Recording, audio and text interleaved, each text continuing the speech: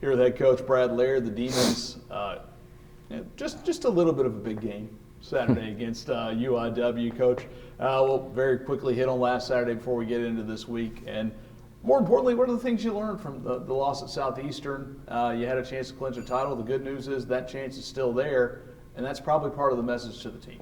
Yeah, you go back and we just didn't play well. There's a number of things you can look at, but at the end of the day, we didn't play well in all three phases early. And that's it was frustrating, disappointing for our guys. I know what that game meant to them, and for that week to go 1-0 and we didn't. We got behind the 8 ball early. When you look at really the first 6 possessions in all three phases, we had 6 straight punts. They scored on 5 of 6 drives.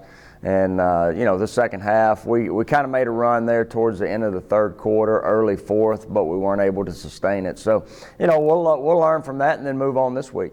Well, that is something. You mentioned that you did shut them out in the second half, and we've said that a couple of times this year. Matter of fact, 2 weeks in a row, you haven't allowed a second half point. So the adjustments are there. Again, it's kind of what we talked about early season, a fast start. It is, and because sometimes I don't know if you realize there's really sometimes not a lot of adjustments. It's more so us doing our job compared to really adjusting at halftime, and but it is. I think this week will be important as well to be able to start fast and get things going early. Adversity is going to hit. Sometimes it's early, sometimes it's late, but we never could really find that switch to be able to sustain any momentum throughout the game. You'll have a big challenge here coming, the second straight home game, although 3 weeks apart or 4 weeks apart, where you've got a ranked team coming in. Of course, this one, a top 10 team in UIW. No change in preparation because nothing changes in terms of what's on the line for this team. It is. That's the thing. You go back and, what was in place last week can very much be in place this week. We may have to have a few things happen this week where last week we didn't, but, the opportunity on Saturday at 1 o'clock to be able to play for a co-conference championship is still there. And, that's the thing that's a credit to these players and coaches because, we sat there after week 3 trying to determine what is this team going to be about.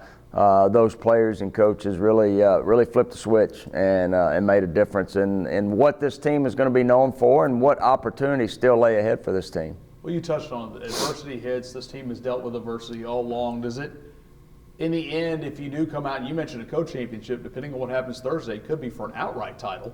Does it mean more as a coach to see the way this team has come together and put themselves in position to do this? Mean more, I don't know, but it's just fun to sit back and be able to watch what these players have done. It's not easy. People outside looking in may not see, when you're 0-3 staring 0-4 in the face. What do you do? And our guys just battled together, kept fighting, kept playing for each other, and that's 100% credit to them. That's sometimes is easier said than done, but those guys did it. Well, they'll have a easier said than done is probably stopping that offensive attack for UIW. We can sit here and talk about it, but a lot's going to fall on that Purple Swarm defense, and they've stood up to a good Commerce offense. They stood up in the second half again to Southeastern. But I know a lot's on their plate facing a guy like Lindsey Scott in that offense. There is. You look within this conference, there's good offensive football teams, and UIW is another one. And, what they've been able to do, not only in conference but also out of conference, has been able to score and score fast and score a lot. So, I think for us as we go through the week, have a great week of preparation and understand what we have to do defensively Saturday afternoon. Score a lot, score fast. That's what this team has done for a while, especially in conference. Your team has done that. Tough one Saturday night. Where does the offense go to get back on track? Yeah, just doing what they've done. We've shown what we're capable of doing. We just weren't able to execute last Saturday, and we'll get back, see the corrections that we need to make, and get back to playing Northwestern State football. You've kind of touched on it, but a couple of keys to Saturday's game. Maybe 2 or 3. Well, one is going to have to be start fast. To be able to, against a good football team like that, be able to get some momentum, understand adversity is going to hit, and get that adversity switched to momentum, and which we weren't able to do last week, we'll need to be able to do this week.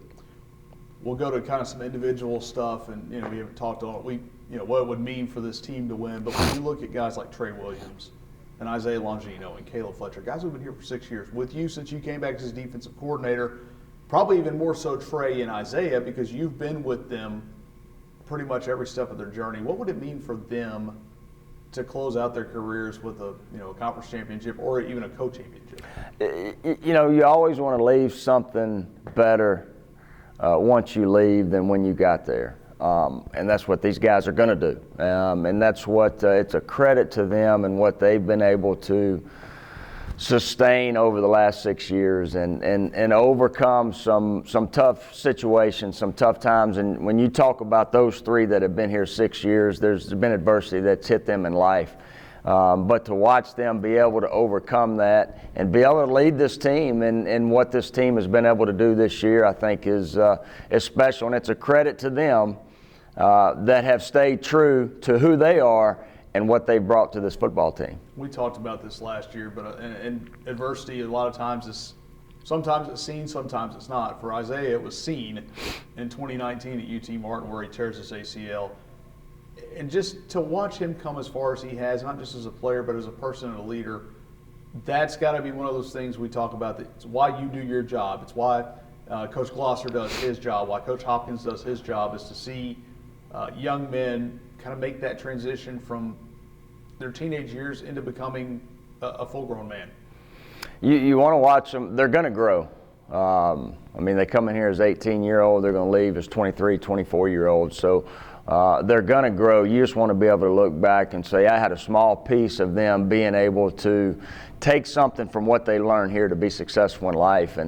And football can give you a lot of that. Just like you talked about, it gives you adversity that you got to be able to fight through. And Longino was one that tore his ACL, and he goes from in high school he's a point guard, and now all of a sudden he's a defensive lineman. So changed positions, did whatever it took to help this team be the best that it can be. And that's what guys like Caleb Fletcher and Trey Williams and Isaiah Longino, who have been here for 6 years, have done. And Gino made that move with no ego. That's not the easiest thing from being a stand-up linebacker to putting your hand in the ground knowing you're the first line of defense and you're going to get hit every snap. Yeah, that's tough. But again, I think it just shows you who he is.